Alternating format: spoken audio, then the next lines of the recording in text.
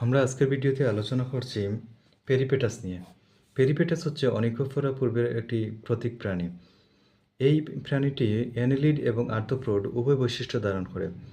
তো কি কিছু বৈশিষ্ট্য হচ্ছে যেমন খণ্ডিত দেহ থাকে অ্যানেলিডদের। তো এই আমাদের যে পেরিপেটাস হচ্ছে পেরিপেটাসে ওরকম খণ্ডায়িত দেহ দেখা যায়। অ্যানেলিডদের মধ্যে দেখা যায় নেফ্রিডিয়া নামক রেচনাঙ্গ। এই পেরিপেটাসের মধ্যেও নেফ্রিডিয়া নামক রেচনাঙ্গ দেখা যায়।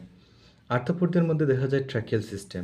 ট্র্যাকিয়াল সিস্টেম হচ্ছে এই যে অক্সিজেন স্পাইরাকল দিয়ে প্রবেশ করবে এবং ট্র্যাকিয়া দিয়ে পরিবাহিত হবে এবং সরাসরি এই যে কোষের সংস্পর্শে চলে এসে অক্সিজেন এবং কার্বন ডাইঅক্সাইডের বিনিময় হবে।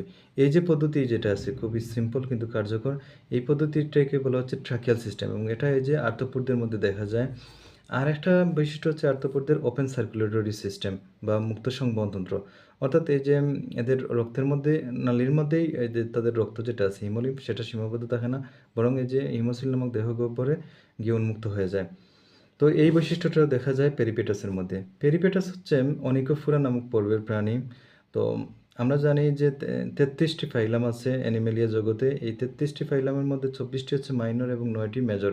এই মেজর যে ৯টির মধ্যে আছে অ্যানিলিডা এবং আর্থ্রোপোডা। অর্থাৎ এদের প্রজাতির সংখ্যা ৫,০০০-এর অধিক এবং বাস্তুতন্ত্রে এদের অবদান বেশি।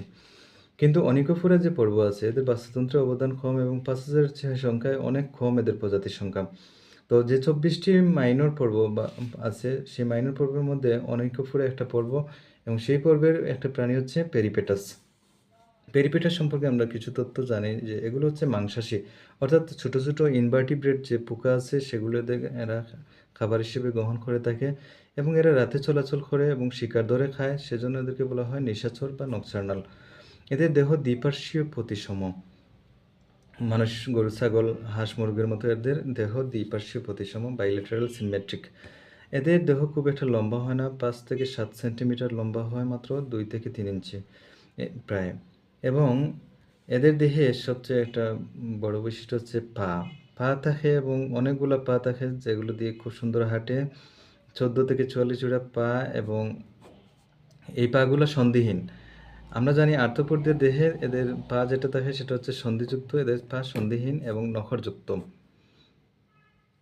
পাতলা কিউটিকুলের আস্তরণ দেখা যায় এদের দেহে। এই আস্তরণ যেটা খুবই নরম এবং নমনীয় এবং এর মধ্যে গ্যাসীয় বিনিময় সম্ভব হয়। এদের স্কিনের মধ্যে টিউবারকল নামক কিছু উত্থিত অংশ দেখা যায় গুটির মতো। এদেরকে বলা হয় ভেলভেট ওয়ার্ম। ভেলভেট ওয়ার্ম বলার কারণ হচ্ছে এদের দেহ যে মখমলের মতো নরম দেখা যায়, সফট এবং স্মুথ। আমরা অনেকটা বলতে পারি যে গদি সোফা বা কুশন যেটা আছে সেরকম নরম।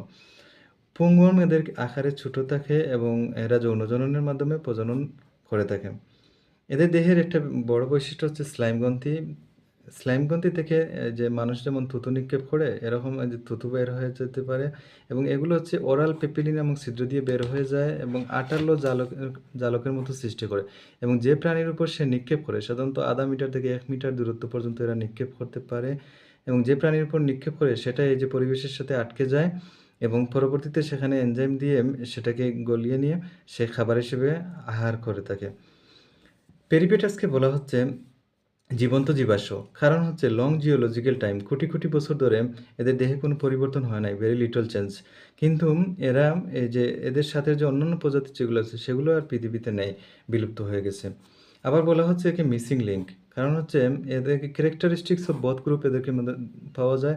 বোথ গ্রুপ বলতে এখানে বোঝাচ্ছে অ্যানেলিডা এবং আর্থ্রোপোডা। এই উভয় পর্বের বৈশিষ্ট্য এর মধ্যে থাকে, একে বলা হচ্ছে মিসিং লিঙ্ক। যদিও এখন আর মিসিং লিঙ্ক টার্মটা ব্যবহার হয় না। এই ছিল পেরিপেটাস নিয়ে। সবাইকে ধন্যবাদ।